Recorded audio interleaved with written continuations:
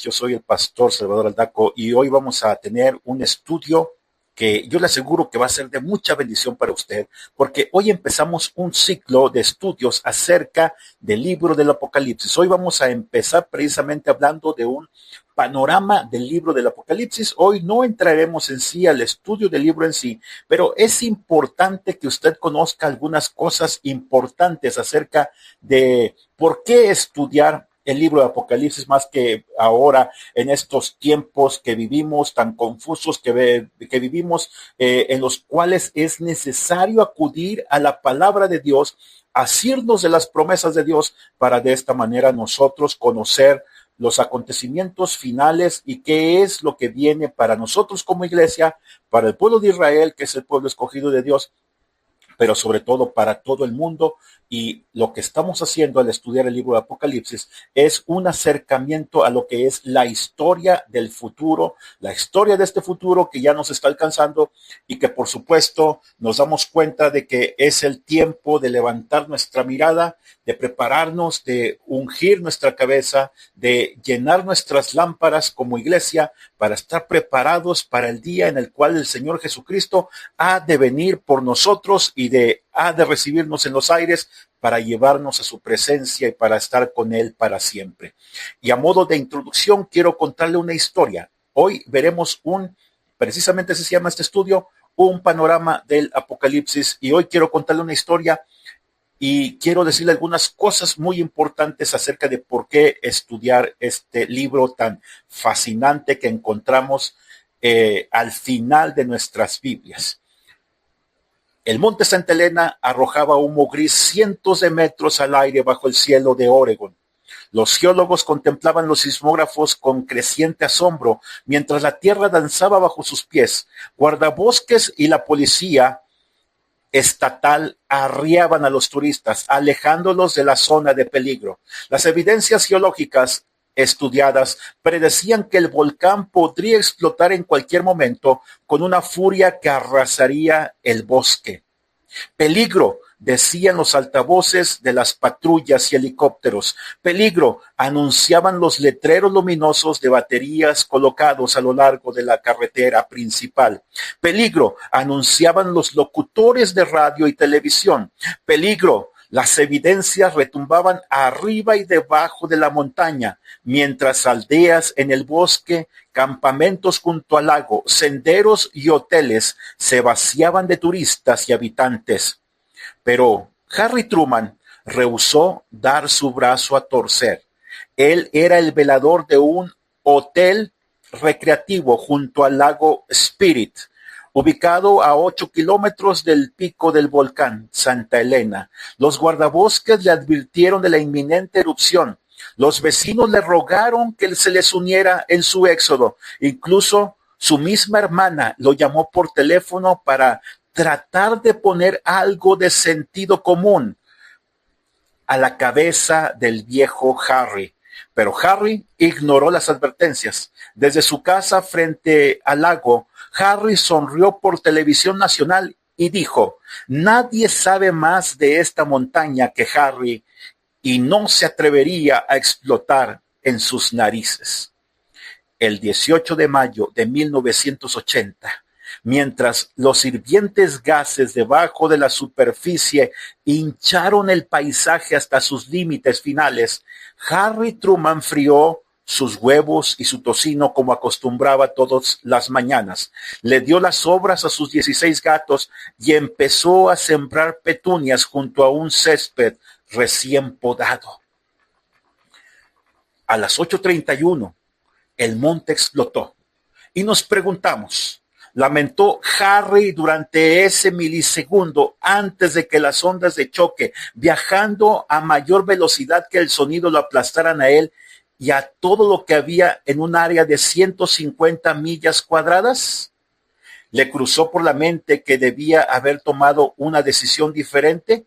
¿Tuvo tiempo para lamentar una decisión basada en la terquedad? Mientras millones de toneladas de roca se desintegraban y desaparecían en una nube que alcanzó los 15 kilómetros de altura, luchó contra el muro de lodo y de ceniza de más de 15 metros de altura que sepultó sus gatos, su casa y su césped recién podado? ¿O quedó vaporizado como las 100,000 personas de Hiroshima cuando la bomba explotó con una fuerza 500 veces mayor que la bomba nuclear que arrasó la ciudad japonesa? Hoy, Harry es una leyenda en ese rincón del estado de Oregon. Sonríe desde los cartelones, camisetas y tazas de café. Incluso le compusieron una canción en la que se le recuerda como el hombre obstinado que puso su oreja sobre la montaña, pero que no hizo caso a las advertencias alrededor. Hoy las señales de los tiempos están por todas partes, apuntando a los días cataclísmicos de la profecía bíblica. Pero como los burladores de 2 de Pedro 3, capítulo 3, versículo 4 dicen, ¿dónde está la promesa de su advenimiento? La gente hoy se burla de las indicaciones divinas de que el fin de los tiempos está a punto de desencadenarse. Pero los creyentes como usted y como yo, la iglesia de Jesucristo, no estamos a oscuras ni sin guía. Por ello Dios nos ha dejado en el último libro de la Escritura la revelación por excelencia de su plan para la humanidad, el libro de Apocalipsis, el cual predice la culminación de los últimos tiempos. Este es un libro lleno de visiones y señales, de escenas gloriosas y horrorosas revelaciones, de acontecimientos maravillosos y cuadros aterradores. Apocalipsis describe cosas que suceden en el cielo mientras relata otras que acontecen en la tierra. Habla de ángeles y demonios, de Cristo y del anticristo, su enemigo más acérrimo, de una guerra en el cielo y del Armagedón en la tierra, del juicio de Dios a través del derramamiento de las copas de la ira, del toque de las trompetas y la apertura de los sellos. Predice un cielo nuevo y también habla de una tierra nueva. Advierte acerca de la existencia del infierno como un lugar real, de la destrucción de la muerte y de todos los enemigos de Cristo. Entre las características de este libro tenemos las siguientes. En primer lugar, quiero decirle a usted que el libro de Apocalipsis, una de sus características es que es un libro incomprendido. Existen 5 actitudes diferentes que la gente toma con respecto a este libro. En primer lugar, la primera actitud es que algunos no saben gran cosa respecto al libro y la Biblia misma. Piensan que la bestia es uno de los personajes del cómic de los Hombres X, o que es el personaje de una serie televisiva de los años 80, La Bella y la Bestia. Creen que Armagedón es una película protagonizada por Bruce Willis acerca de un asteroide que impactará la Tierra y a la cual hay que detener. Los que no creen es la segunda actitud. Saben algo acerca del libro, pero rechazan su mensaje moral y lo tildan de anacrónico. Con respecto a la profecía apocalíptica, el profeta Daniel dijo, muchos serán limpios, emblanquecidos y purificados. Los impíos procederán impíamente y ninguno de los impíos entenderá, pero los entendidos comprenderán. Daniel capítulo 12, versículo 10. Le he dicho que hay gente que no sabe gran cosa respecto al libro. En segundo lugar, hay quienes no creen, hay quienes incluso se burlan en su falta de fe acerca de los acontecimientos finales, como lo dijo Daniel. El apóstol Pablo expresó este mismo principio espiritual. ¿En dónde? Precisamente si vamos a la Biblia, a 1 Corintios capítulo 2, versículo 14, cuando dijo, pero el hombre natural no percibe las cosas que son del Espíritu de Dios, porque para él son locura y no las puede entender, porque se han de discernir espiritualmente. Es decir, si usted no tiene entendimiento acerca del libro de Apocalipsis, yo le invito a que usted estudie en primer lugar la palabra de Dios, a que se proponga leerla al menos un capítulo diario y si es posible 3 capítulos diarios para que de esta manera usted pueda leer la Biblia completa a lo largo de un año. Y es cuando usted va a empezar a nutrirse del lenguaje, de las palabras que Dios tiene, pero sobre todo los conceptos espirituales que contiene la palabra de Dios. Y entonces cuando usted llegue al estudio del libro de Apocalipsis, usted estará preparado para poder recibir precisamente esas verdades espirituales que, como dice el apóstol Pablo, se han de discernir espiritualmente. Porque en el día de hoy tenemos precisamente redes sociales, Facebook, YouTube, TikTok, y tenemos muchos que, entre comillas, son conocedores acerca de estas verdades. Y lo digo entre comillas porque en realidad hay mucha ignorancia, hay mucha falsa noticia, falsa bandera, y la gente muchas veces revuelve las cosas, revuelve los conceptos, pero cuando usted conoce y estudia el libro de Apocalipsis, no solamente basado en una ideología, no solamente basado en una teología, no solamente basado en una dogmática, sino que usted estudia el libro de Apocalipsis basado precisamente en la misma palabra de Dios, usted estará listo para poder recibir las verdades que Dios tiene para usted. Lo que Dios nos ha de revelar a través del Espíritu Santo a los que estamos llenos de la tercera persona de la Trinidad en nuestras vidas, los que hemos nacido de nuevo y que hemos puesto nuestra fe en nuestro Señor Jesucristo. Mire, otra actitud, la tercera actitud que tenemos en cuanto al libro de Apocalipsis, hablando de que es un libro incomprendido, la tercera actitud es la de que es un libro cristocéntrico. Es un libro cristocéntrico, es un libro acerca de Jesucristo.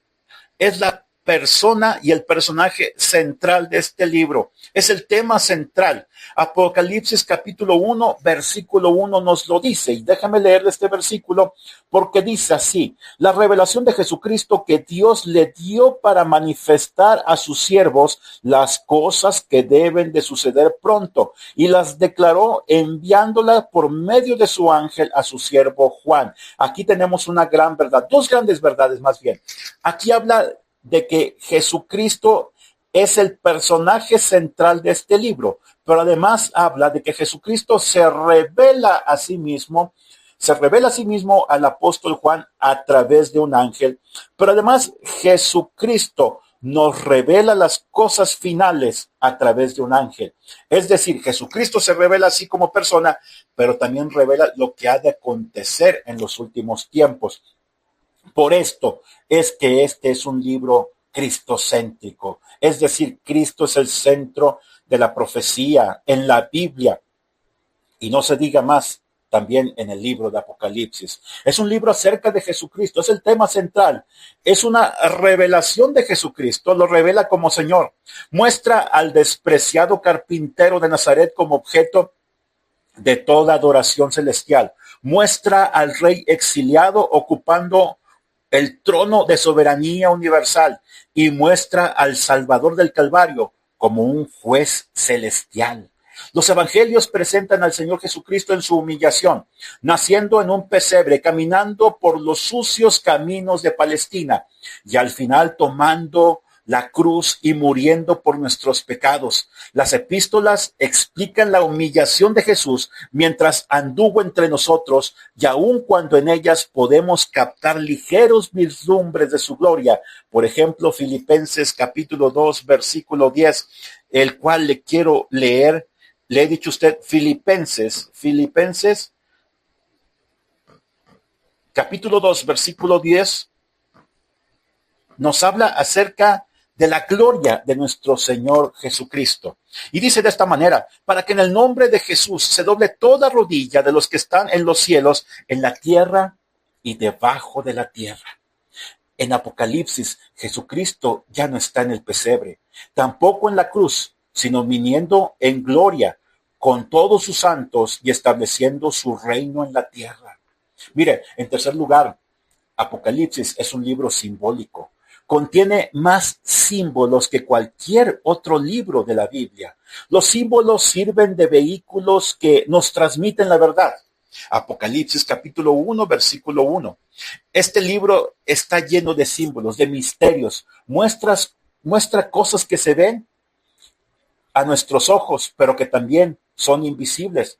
Muestra cosas del mundo presente y también cosas del futuro. Muestra simbólicamente ángeles y demonios, pueblos, naciones y potentados. Además, tenemos Aquí una gran simbología. Tenemos los números 2, número 3, 3 y medio, número 4, número 5, número 6, número 7, 12, 42, 144,000, 2 millones. Y entonces hay que entender el significado simbólico de cada uno de estos números. Por ejemplo, el número 7 se usa 54 veces en este libro. Habla de 7 iglesias, 7 espíritus, 7 candeleros, 7 estrellas, 7 lámparas, 7 sellos, 7 cuernos, 7 ojos, 7 ángeles, 7 trompetas, 7 truenos, 7,000, 7 cabezas, 7 coronas, 7 ángeles, como le hemos dicho antes, 7 plagas, 7 copas, 7 montañas, 7 reyes, 7 bienaventuranzas. En los capítulos 1, capítulo 14, capítulo 16, capítulo 19, capítulo 20 y capítulo 22 encontramos estas 7 bienaventuranzas. Habla además de 7 años de juicio. Habla de divisiones en la misma carta a las 7 iglesias. En el número 7, además, hay 7 yo soy de Cristo. Hay 7 cánticos en el cielo. El 7 es un número que indica lo completo. Habla de plenitud, habla de integridad, que no le falta nada. Y en el séptimo día el Señor descansó después de terminar la creación. Ahora, ¿por qué existe en este libro tanto simbolismo? Por 3 razones, quiero decirle a usted. En primer lugar, el significado del simbolismo no disminuye con el tiempo, sigue vivo a pesar del paso de los años. Y cuando en aquel entonces recibieron los primeros cristianos esta carta, ellos entendieron las verdades espirituales en base a los símbolos que estaban ahí escritos, y hoy nosotros los podemos interpretar también. Además, los símbolos imparten valores y despiertan emociones. Una cosa es decir que un hombre es un dictador, pero llamarlo bestia deja clavada en la mente la idea que se desea transmitir. Cuando se menciona a Babilonia la Grande, inmediatamente nos viene a la mente la idea de un sistema mundial. Cuando uno escucha estos conceptos y se nos revela su significado a la luz de las escrituras, entonces uno irremediablemente se encuentra de pronto en medio de una guerra entre el bien y el mal y se ve forzado a tomar partido por uno de estos bandos. Pero además, en tercer lugar, los símbolos son un código espiritual. En Apocalipsis se hizo circular esta carta por las 7 iglesias del Asia Menor. Todos los símbolos corresponden con imágenes derivadas del Antiguo Testamento, del que se hacen 300 referencias directas. Juan escribió este libro mientras estaba exiliado en Patmos por su fe puesta en Cristo y por negarse a postrarse ante el emperador Domiciano, quien gobernó durante los años 81 al 96 después de Cristo. Fue un emperador romano perverso. Fue el primero en aplicarse los atributos de Dios y estableció una religión en torno a sí mismo. Fue también el primero que libró una campaña abierta contra Jesucristo y contra el cristianismo y contra la iglesia de Dios. Para esa época Nerón ya había matado a Pablo y había matado a Pedro, a quienes consideraba judíos sediciosos, pero Domiciano fue el primer emperador que entendió que detrás del cristianismo había un personaje misterioso que amenazaba su gloria personal. Por tanto, el Señor respondió a los ataques del emperador hacia su iglesia con el liderazgo y los escritos de Juan, el último apóstol de Jesucristo que quedaba con vida. Así que al usar una simbología, la iglesia podía hacer circular la carta por todo el imperio romano sin que corriera el riesgo de que las autoridades romanas los apresaran. Pero además, tenemos que este libro es un libro revelador.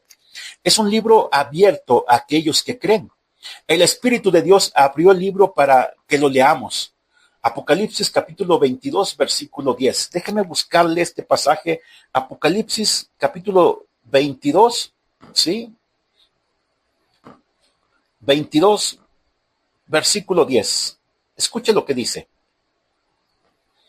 Y me dijo, no selles las palabras de la profecía de este libro, porque el tiempo está cerca. Así que, mire, es un libro abierto para todos los que creen, para todos los que lo leemos con el deseo sincero, genuino, de conocer los acontecimientos de los tiempos finales. Todos podemos tener acceso a él, aun cuando habla de los eventos del futuro. Es un libro para aquí y para hoy también. En contraste, el libro de Daniel es una profecía sellada, cuyo significado pleno se comprenderá al final de los tiempos. Daniel capítulo 12, versículo 4 nos lo dice. Pero tú, Daniel, cierra las palabras y sella el libro hasta el tiempo del fin. Muchos correrán de aquí para allá y la ciencia aumentará. Mire, estamos en los tiempos en los cuales la ciencia está aumentando. En los últimos siglos, pero específicamente en las últimas décadas y en estos últimos años, hemos visto cómo la ciencia ha crecido a pasos agigantados. Hoy vemos drones en el cielo, usted hasta lo puede comprar. Vemos drones que incluso los ejércitos utilizan para invadir otras naciones, para lanzar bombas, para asesinar gente inocente, pero también para asesinar soldados de las naciones contrarias. Hoy vemos incluso robots inteligentes que hasta inventan su propio lenguaje para comunicarse entre ellos. Vemos robots que hasta incluso ya están adquiriendo la ciudadanía de alguna nación y vemos también cómo la misma ciencia médica está creciendo. Hay enfermedades que se están encontrando su cura, como el VIH. Ya en Estados Unidos se aceptó la patente de una vacuna para prevenir precisamente que las personas adquieran la enfermedad del VIH-Sida, y una vacuna la cual, si se aplican cada 6 meses, eso les garantiza que, a pesar de que ellos tengan prácticas sexuales de alto riesgo, no van a adquirir esta enfermedad. Por ejemplo, también hay naciones que ya están desarrollando órganos vía 3D. En imprentas con células madre se están fabricando órganos como el páncreas, como el hígado, como los riñones. Se están implantando en personas sin ninguna clase de rechazo. No es necesario que ellos tomen medicamentos para evitar el rechazo, sino que ya su propio cuerpo, al estar fabricados con células madre provenientes de ellos mismos, su propio cuerpo no los rechaza. Y claro, también se usa la ciencia para el mal. Vemos cómo la ciencia se multiplica, cómo se ha producido bombas atómicas, bombas de racimo, las cuales son capaces de arrasar grandes extensiones kilométricas en ciudades, bombas químicas que están prohibidas por protocolos mundiales, y sin embargo hay naciones que las usan por aquí o por allá.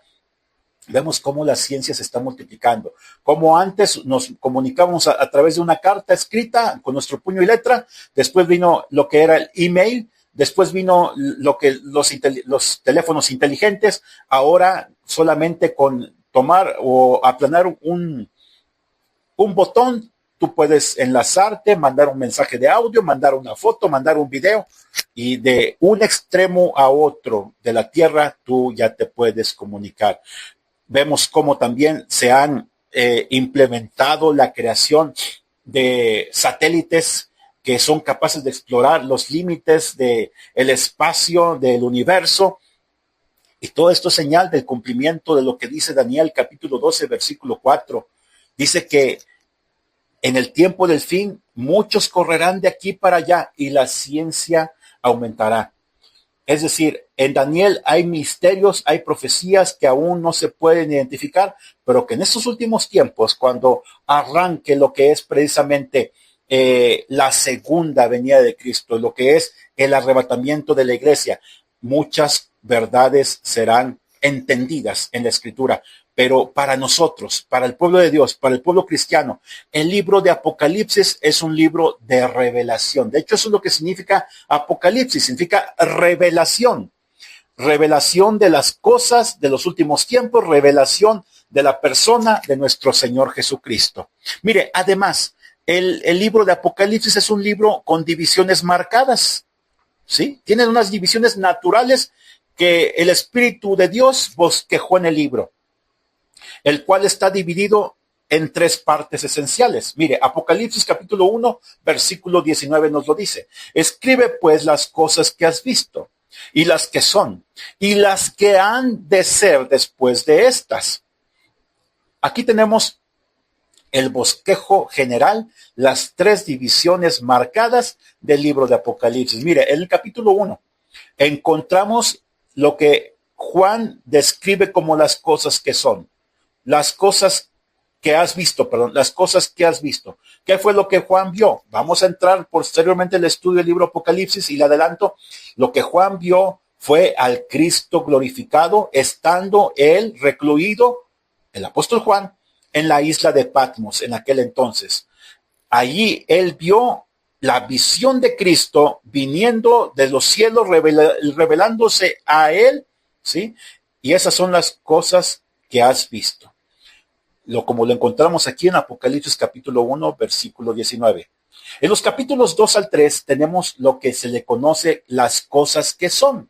Son las cosas que son los mensajes a las 7 iglesias y que abarca desde aquel entonces, desde el siglo primero después de Cristo, hasta el siglo presente, hasta el año 2025, en el cual yo le estoy dando a usted el estudio del libro de Apocalipsis. ¿Por qué? Aquí lo que habla en los capítulos 2 al 3 habla acerca de las 7 iglesias del Apocalipsis, los mensajes a las 7 iglesias del Apocalipsis. Es decir, estamos en la era de la iglesia. Desde que fue escrito este libro de Apocalipsis hasta el día de hoy, estamos en esta segunda etapa histórica. Las cosas que son.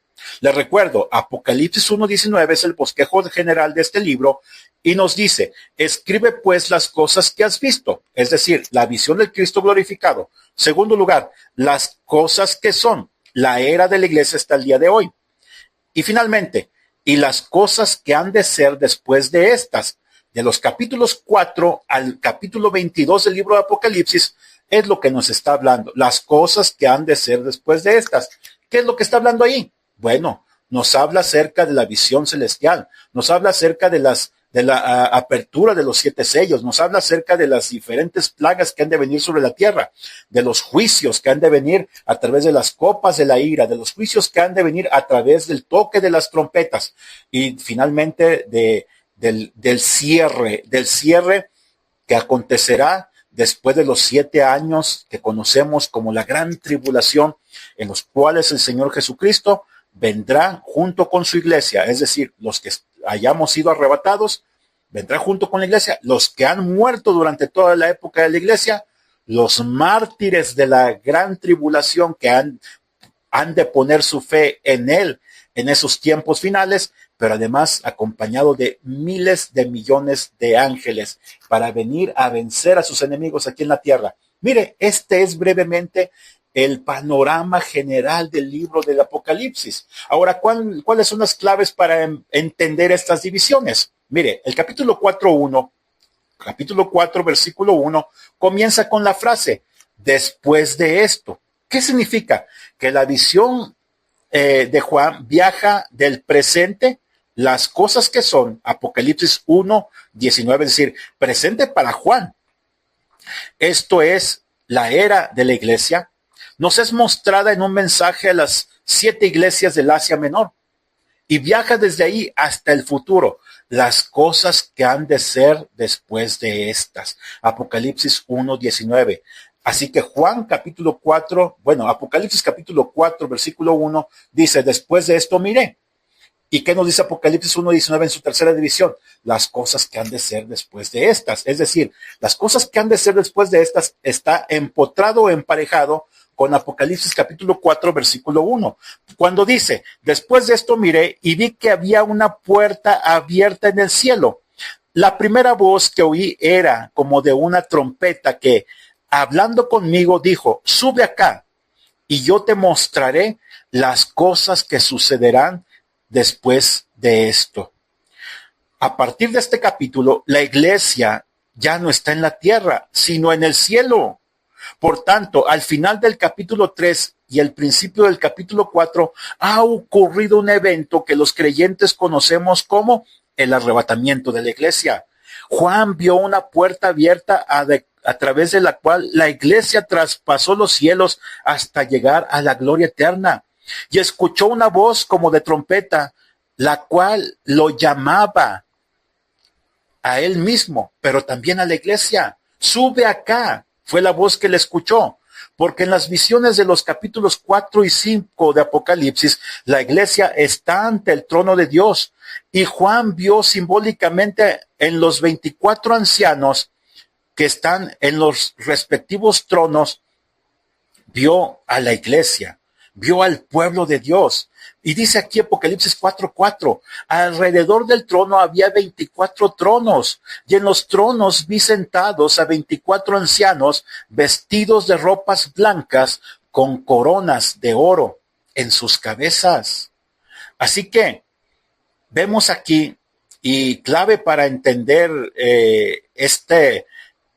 este bosquejo, vemos que el Espíritu de Dios acciona a través de este libro. Es el libro más fácil, déjeme usted decirle que este es el libro más fácil de entender en toda la Biblia. Y usted dirá, para mí no lo es. Pues déjeme decirle que sí es fácil. ¿Por qué? Porque es un libro que se interpreta a sí mismo. La mayoría de las veces el mismo libro nos da el significado de los símbolos. Hay una frase muy recurrente que es los cuales son o las cuales son, e interpreta los símbolos así.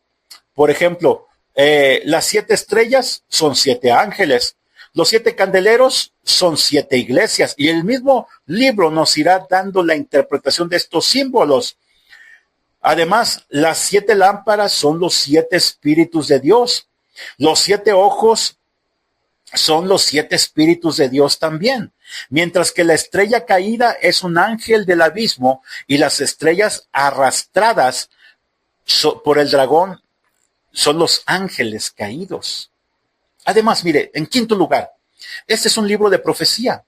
Es el único libro profético del Nuevo Testamento. Escribe la historia antes de que ésta se realice. Apocalipsis capítulo 1, versículo 3. Mire, Apocalipsis capítulo 1, versículo 3. Déjeme leerle este pasaje. Quiero que usted entienda, y dice aquí, Apocalipsis 1:3, bienaventurado el que lee, los que oyen las palabras de esta profecía. Aquí está la primera bienaventuranza. Y guardan las cosas en ella escritas, porque el tiempo está cerca. Es decir, nos revela la historia antes de que ésta se realice. Mire, versículo 19 del capítulo 1, también aquí tenemos otra escritura. Escribe pues las cosas que has visto, las que son y las que han de ser después de esta. Es decir, lo que ha de suceder después de que la iglesia sea arrebatada. Lo que ha de suceder después de que termine la era de la iglesia sobre la tierra. Es decir, nos está describiendo el futuro. Entonces, por eso es fascinante el estudio del libro de Apocalipsis. Y así tenemos que el Apocalipsis es la palabra de Dios explicándonos cómo va a ser el futuro escrito, y nos lo revela como si fuera una historia. Por supuesto, la historia del futuro. Aquí en Apocalipsis tenemos lo que es la historia del futuro. En sexto lugar, encontramos que Apocalipsis es un libro alentador. Es un libro que promete una bendición al que lo lee, pero sobre todo al que lo obedece. Capítulo 1, versículo 13 lo leí hace un momento. Dice, bienaventurados, escuche aquí lo que dice, bienaventurados los que leen. Mira, hay una bienaventurado. ¿Qué significa bienaventurado? Feliz, supremamente dichoso, extremadamente gozoso. Yo no sé si tú estás pasando por un tiempo de adversidad, un tiempo de depresión actualmente en tu vida, donde las cosas no te funcionan. Pues mira, déjame decirte que hay una bienaventuranza. Cuando tú lees el libro de Apocalipsis, no vas a encontrar terror, vas a encontrar consuelo para seguir viviendo, para salir adelante. La esperanza de que las cosas, un día, Dios va a tomar el control absoluto de todo, de que a Jesucristo ninguna injusticia se le escapa, pero tampoco ningún acto justo que tú haces se le escapa, y que tú algún día vas a recibir tu bendición. Pero mira, dice aquí, hay una bendición al que lo lee y lo obedece. Mira lo que dice aquí. El que lee y los que oyen las palabras de esta profecía y guardan las cosas en ella escritas. Es decir, no solamente es leer, no solamente es oír, sino que además hay que guardarle nuestro corazón, hay que ponerla por obra. ¿Por qué dice aquí? Porque el tiempo está cerca. Está cerca el tiempo de que estas profecías van a tener cumplimiento. Mateo capítulo 24, Jesucristo dio lo que conocemos como el sermón, ¿verdad? Habló de un sermón escatológico en el cual habla acerca de los últimos tiempos. Y entonces es importante que nosotros aprendamos en estos últimos tiempos precisamente a llenarnos de la palabra de Dios, pero sobre todo a ponerla en práctica. Porque mira, Apocalipsis capítulo 22, versículo 7, mira lo que dice. Vengo pronto, dice el Señor Jesucristo. Bienaventurado el que guarda las palabras de la profecía de este libro. Es decir, estudiar Apocalipsis no es solamente un reto teológico, no es solamente un reto filosófico, no es solamente un reto histórico, no es solamente un reto intelectual, sino que estudiar Apocalipsis debe ser un compromiso con la santidad, un compromiso de apartarnos del mal. Mira, yo la primera vez que estudié Apocalipsis capítulo 1 al capítulo 22 con un pastor al cual le agradezco mucho porque nos dio esa oportunidad en algún momento y tomamos ese reto. Fue un libro que me confrontó. Yo tenía poco como pastor, trabajando como pastor, y había doctrinas las cuales yo no conocía o ignoraba o las cuales no estaba de acuerdo, pero cuando fui a lo que era la palabra de Dios y este estudio del libro de Apocalipsis, el Espíritu Santo me confrontó con algunos pecados que yo tenía, con algunas actitudes equivocadas. Y esto, por supuesto, es un proceso que no va a terminar hasta que Cristo venga por su iglesia o hasta que nosotros muramos y seamos completamente santificados y glorificados y llevados ante su presencia, nuestros espíritus y nuestras almas. Pero déjame decirte que es un libro que tiene que producir frutos de justicia en nuestra vida, tiene que producir un cambio, no solamente sentirnos superiores. De hecho, no debemos de sentirnos superiores a nadie por el hecho de haber estudiado este libro, por el hecho de tener una maestría o un doctorado en escatología. No, no, no, no, no. Todo lo contrario, debe producir en nosotros humildad. Mira, hay 7 bienaventuranzas en este libro. Nada más te los voy a mencionar para que tú las busques posteriormente si te interesa, o cuando tú estudies las puedas identificar. Mira, Apocalipsis capítulo 1, versículo 3, capítulo 14, versículo 7, Apocalipsis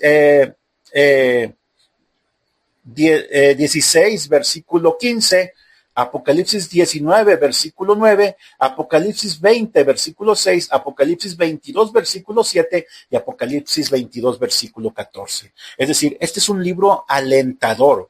Promete bendición al que lo lee, pero sobre todo al que lo obedece, el que lo pone por obra.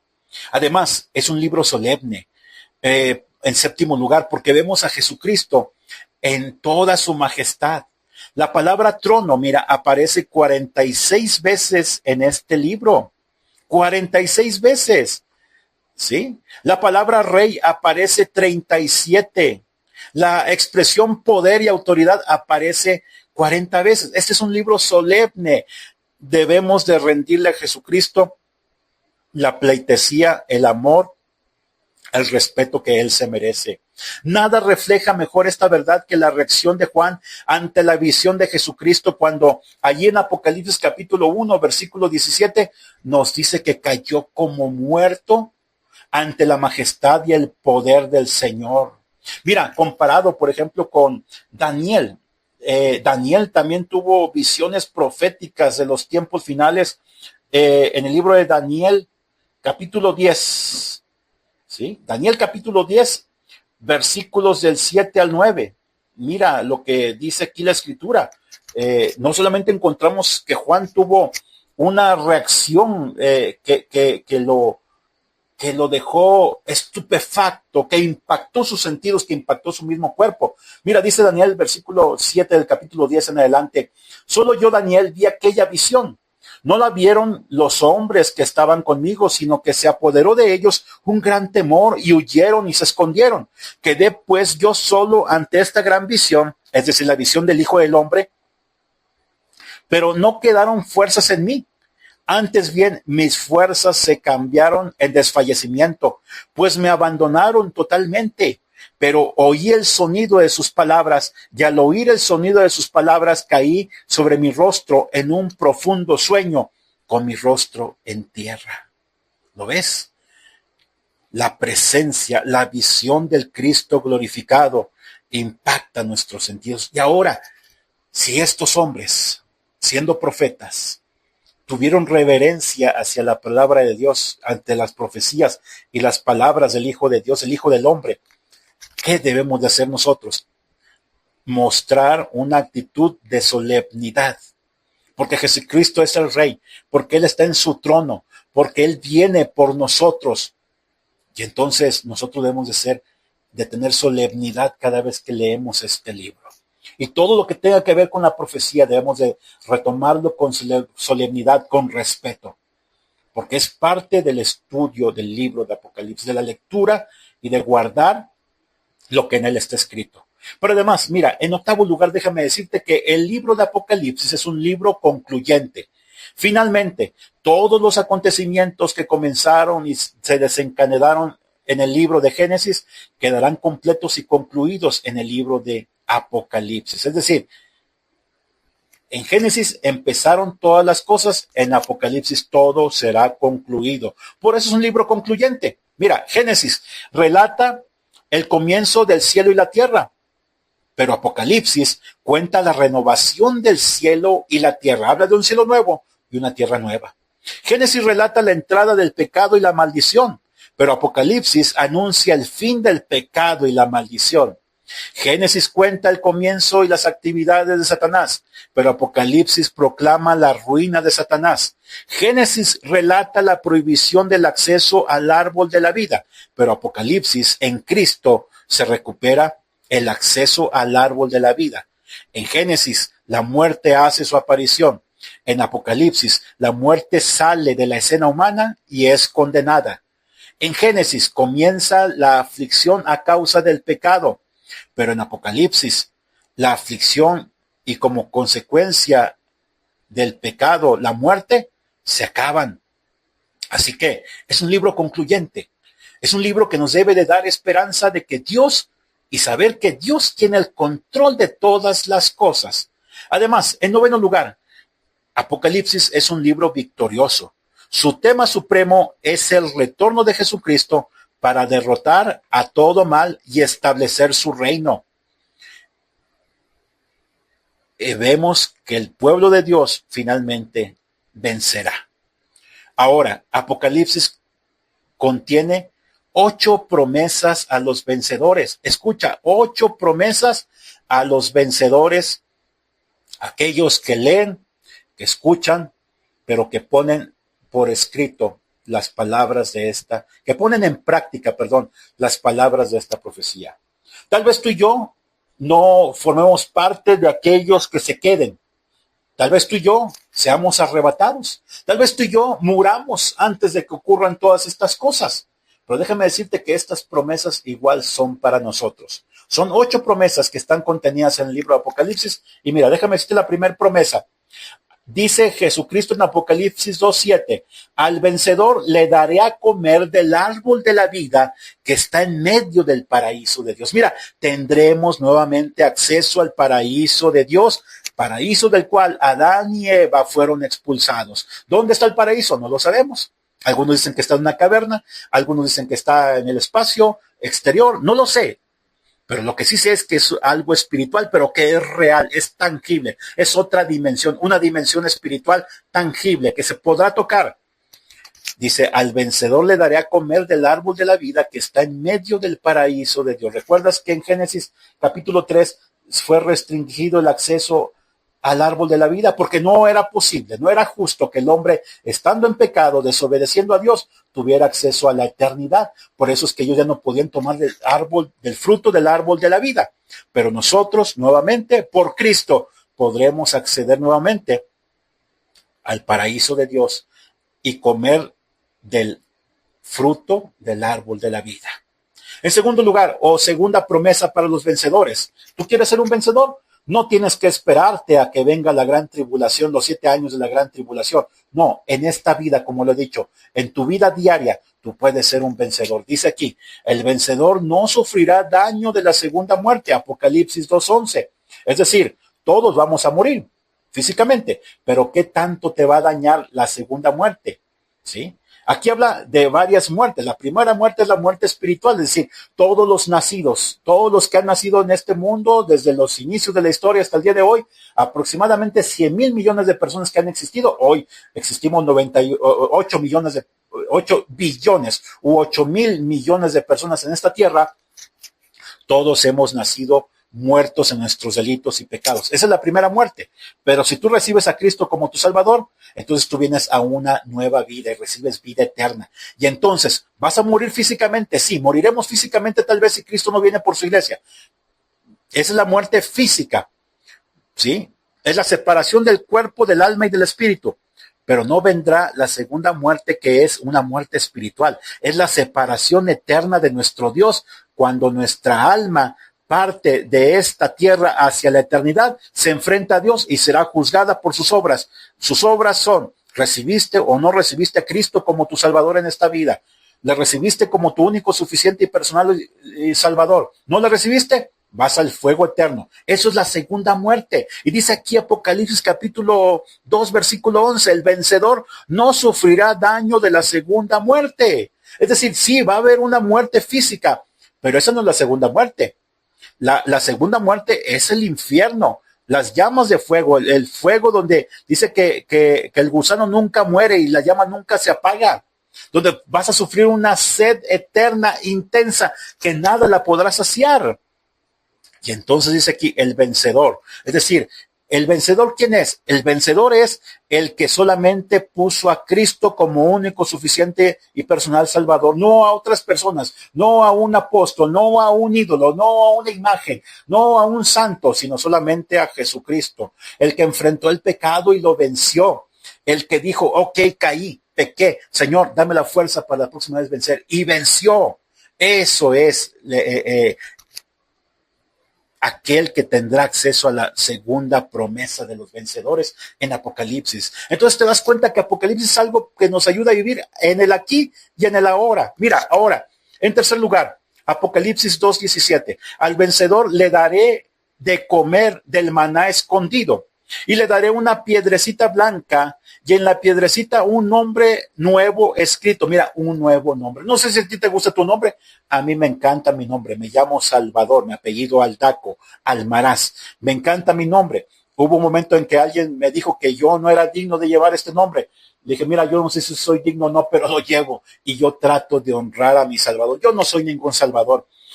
Yo lo único que tengo es que yo recibí a Jesucristo como mi único, suficiente y personal Salvador y me gusta llamarme igual que Él.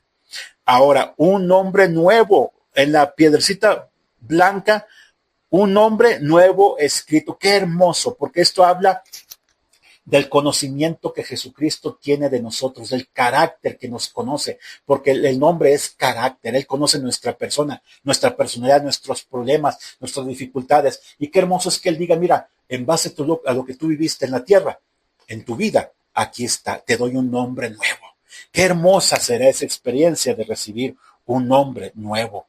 Mira, en cuarto lugar, cuarta promesa, Apocalipsis 2:26, al vencedor que guarde mis obras hasta el fin, yo le daré autoridad sobre las naciones. Oye, tal vez el día de hoy tú pagas impuestos, sufres injusticias de parte de nuestras autoridades, sufres injusticias de parte de tus vecinos, pero mira lo que dice la palabra. Y a mí no me interesa, sinceramente, ser gobernante de un pueblo, una nación. No me interesa. Pero mira, Jesucristo ha prometido, dice, yo les daré autoridad sobre las naciones.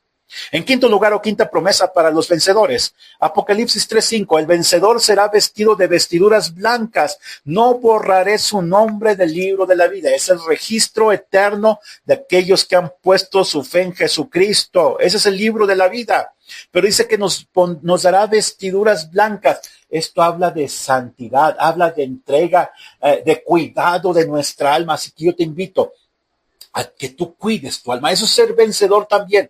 Cuídate de lo que nutres tu alma. Y si tu alma está contaminada, llena de iniquidad, de pecado, mira, acude al Señor para que Él te limpie de toda maldad, para que ya no sigas cayendo como hijo de Dios en esos pecados. Y si tú estás muerto en tus delitos y pecados, si no tienes acceso a una vida, no tienes seguridad de la salvación eterna, mira, yo te invito a que le entregues tu vida a Jesucristo y para que tú tengas esa blancura en tus vestiduras, en tu alma y puedas tener esa paz que solamente Jesucristo nos puede dar.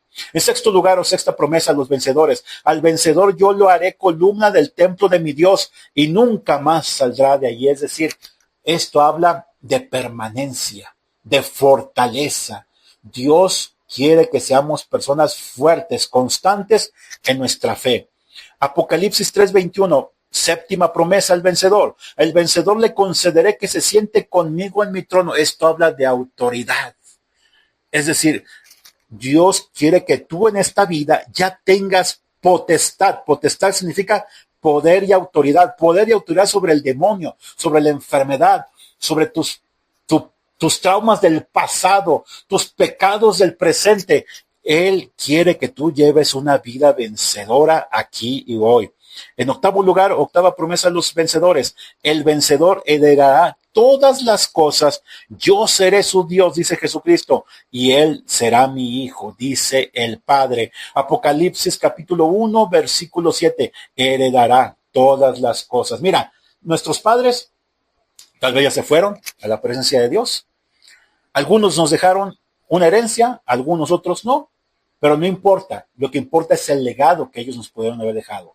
El legado es lo que ellos dejan en nosotros, el ejemplo a seguir, el buen ejemplo a seguir, la honra, mientras que la herencia es lo que ellos nos dejan, los bienes materiales, las posesiones económicas.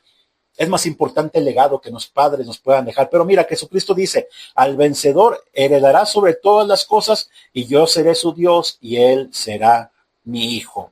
Esto ha sido un panorama del libro del Apocalipsis.